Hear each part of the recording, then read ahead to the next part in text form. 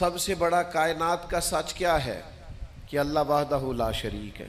یہ کائنات کی سب سے بڑی صداقت ہے، سب سے بڑی حقیقت ہے، سب سے بڑا کائنات کا یہ ضابطہ ہے کہ اس مخلوق کا خالق، مالک، رازق اللہ ہے۔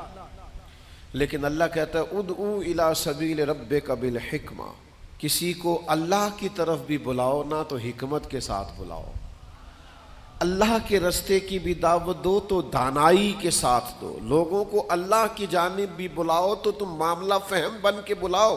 اگر ہم دانائی چھوڑ دیں گے تو بعض اوقات بات ٹھیک بھی ہوگی تو وہ نتیجہ خیز ثابت نہیں ہوگی۔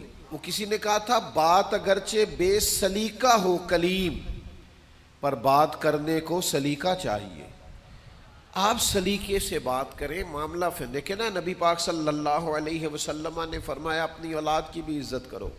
حضور کے مناسب میں سے ہے دانائی سکھانا، اپنی اولاد کو بھی اکرام سے پکارو، آپ ان کا نام بھی اچھے لہجے سے پکاریں، ان کے لیے بھی آپ کے لب و لہجے میں مٹھاس ہونی چاہیے۔ لیکن ہمارے ہاں یہ ہوتا ہے کہ بہت ساری جلد بازی، بہت ساری طبیعت کا الجھاؤ، بے چینی، بے قراری، ہر چیز کو سختی سے ٹھیک کرنے کی کوشش کرنا۔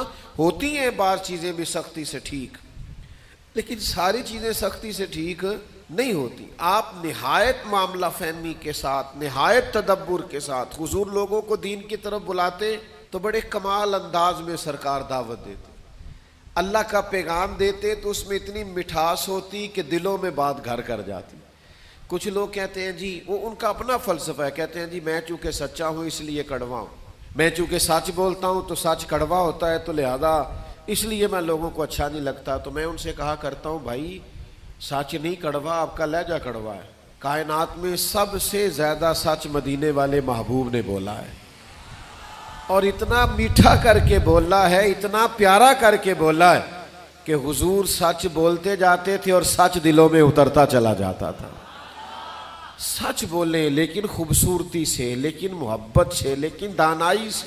یعنی ایک صحابی آئے تو ان کے چہرے پہ بڑا جلال تھا اور ان کے لہجے میں بڑا غصہ تھا، اور وہ بڑے بے چین اور بڑے بے قرار تھے کہ یا رسول اللہ میں ان مشرکین کو چھوڑوں گا نہیں۔ حضور نے فرمایا کیا ہوا؟